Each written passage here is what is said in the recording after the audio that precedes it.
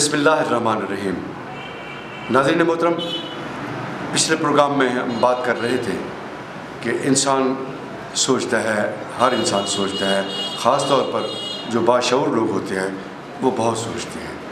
اور سوچنے کے لیے جو سب سے مرکزی اور بنیادی بات ہے وہ یہ کہ انسان اپنے بارے میں کچھ سوچتا ہے، اپنے بارے میں کچھ جانتا ہے۔ آپ یقیناً باشعور ہیں، آپ یقیناً سوچتے ہوں گے کہ میرا یہ وجود، میرا دنیا میں آنا، یہ کس مقصد کے لیے ہے۔ آخر کوئی بھی تخلیق، کسی بھی تخلیق کار کی کوئی تخلیق کسی مقصد کے لیے پیدا کی جاتی ہے، بنائی جاتی ہے، اور انسان کو بھی کسی مقصد کے لیے پیدا کیا گیا ہے۔ اور باقی تمام مذاہب میں یہ بات واضح ہے کہ انسان کی پیدائش کا مقصد دوسروں کی خدمت ہے، دوسروں سے ہمدردی ہے اور مخلوق خدا کی خدمت ہے۔ اور خاص طور پر مسلمانوں کے لیے یہ واضح احکامات ہیں کہ انسان کو سب چیز کی قربانی دینی ہے، مال کی، جان کی، اور اس طرح سے وقت کی، صلاحیتوں کی، جتنے وسائل اللہ پاک نے عطا کی ہیں سب دوسروں کے لیے ہوتے ہیں۔ اور یہ اس طرح سے ہے کہ اگر سرکار دو عالم نور مجسم حضرت محمد مصطفیٰ احمد مجتبیٰ صلی اللہ علیہ وآلہ وسلم کی حیات طیبہ پر غور کیا جائے تو انسان دنگ رہ جاتا ہے، حیران رہ جاتا ہے کہ جن کی خاطر یہ کائنات تشکیل دی گئی، تخلیق کی گئی، وہ چٹائی پر سوتے تھے، وہ بھوکے رہتے تھے، انہیں دولت کی کوئی طلب نہیں تھی، انہیں ان کی اپنی ذاتی کوئی غرض نہیں تھی، اور صرف انسانیت کی خدمت کا درس دیا۔ آپ صلی اللہ علیہ وسلم نے دنیا کو ایک نیا نظام دیا جس میں دوسروں کے لیے زندگی وقف کرنا مسلمان ہونا ہے۔ اور جب انسان مسلمان کہلائے اور پھر دوسروں کے لیے جذبہ ایثار نہ رکھتا ہو تو پھر اس کے ایمان پر شک ہوتا ہے، اور یہ ایک پہلو ہے۔ دوسرا پہلو یہ ہے کہ انسان اپنے وجود پر غور کرے تو پھر حیران ہوتا ہے کہ اتنی بڑی تخلیق جو انسان کے اندر ایک مشینری بنائی گئی، جس میں اعضاء بنائے گئے، اپنی اپنی جگہ پر کس طرح سے کام کر رہی ہے۔ انسان کے دل کو لے لیجیے، دل کو لیجیے اور دیکھیے کہ دل کب اسٹارٹ ہوا، کب چلنا شروع ہوا، کب بنا، اور یہ کب تک چلتے رہتا ہے۔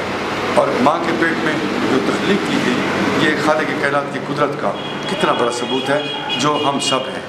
ہم اپنے آپ پر غور کریں تو یہ احساس ہوتا ہے کہ ہماری جسمانی بناوٹ، جس میں ہمارے نین نقش، ہماری شکل و صورت، ہمارا شعور، عقل، یہ سب چیزیں اللہ کی عطا ہیں۔ اور پھر کائنات کے تمام انسان قطر قطر سے پیدا کیے، اور قطر قطر سے مخلوقات پیدا کر کے دنیا بھر دی مالک نے، اور پھر عقل و شعور کی نعمت علیحدہ عطا فرمائی۔ انسان نے اپنی عقل سے ایسے ایسے کام کیے جو ماضی کے انسان نے کام کیے، آج کا انسان حیران ہوتا ہے۔ آج کا انسان جو کام کر رہا ہے اس میں مستقبل کے لوگ شاید حیران ہوں، یا ہو سکتا ہے کہ اس سے بھی زیادہ بہتر تخلیقات لانے والے انسان آ جائیں، یا یہ معلوم نہیں کہ یہ نظام کب تک چلے گا اور کس طرح چلے گا۔ جس طرح سے یہ نظام چل رہا تھا، ہم نے پچھلے پروگرام میں بات کی تھی کہ تمام نظام کائنات کا، دنیا کا انتہائی پرسکون چل رہا تھا۔ صرف ایک بات تھی کہ نسل انسانی آپس میں لڑائی جھگڑے میں مصروف تھی۔ نسل انسانی نے ایک دوسرے کے حقوق کا تحفظ نہیں کیا، وہ اقوام کی سطح پر بھی، وہ خاندان کی سطح پر بھی، وہ علاقائی سطح پر بھی۔ کہیں زبانوں میں تقسیم ہوا انسان، کہیں مذہب میں تقسیم ہوا، کہیں رنگ و نسل میں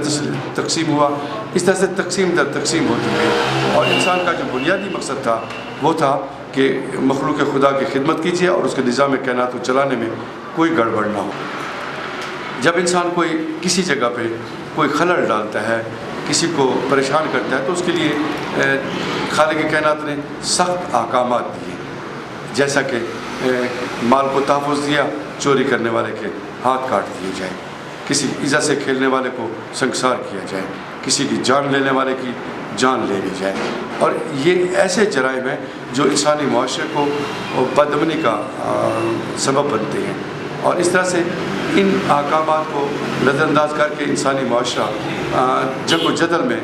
لپیٹ میں آ گیا ہے، اور پوری دنیا کے انسان کسی نہ کسی شکل میں ایک دوسرے کے دشمن بنے ہوئے ہیں، اور یہ دشمنی ہمارے نظام کو چلانے میں بہت بڑا خلل ہو رہا ہے۔ اور جس طرح سے ہم توقع کر رہے تھے کہ دنیا آئندہ سالوں میں،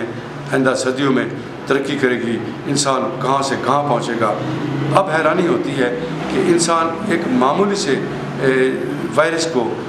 شکست نہیں دے سکا، پہچان نہیں سکا، اس کا علاج نہیں سوچ سکا، ادراک نہیں۔ اور یہ بھی ایک قیامت کی نشانیوں میں سے سنا ہے کہ ایک نشانی ہے کہ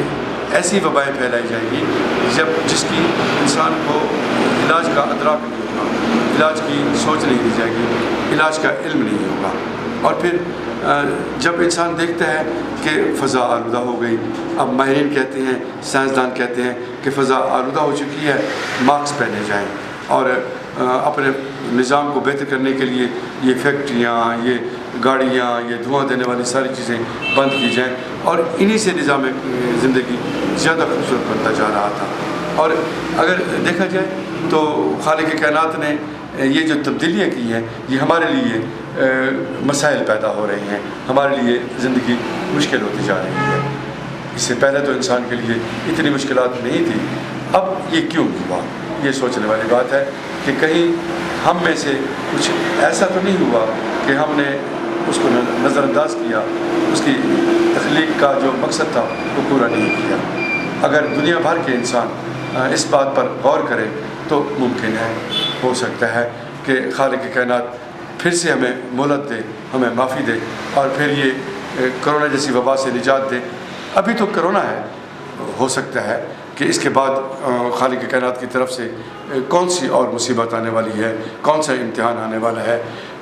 اس وقت سوچنے والی بات یہ ہے کہ ہم اپنے بارے میں، اپنے خالق کے بارے میں، اپنے مالک کے بارے میں کیا سوچتے ہیں۔ اگر کوئی چیز اپنی پیدائش کا مقصد پورا نہیں کرتی تو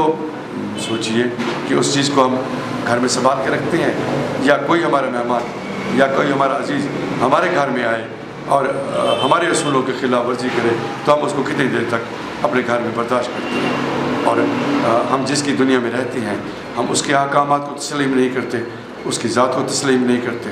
اس کے وجود کی احسان نہیں مانتے۔ اور جب اس طرح سے ہو کہ جس کی دنیا میں رہتے ہوں اس کے احسانات کو تسلیم نہ کریں تو پھر احسانات تو دور کی بات ہے، ہو سکتا ہے کہ ہمارے لیے اس سے بھی سخت امتحان آئے۔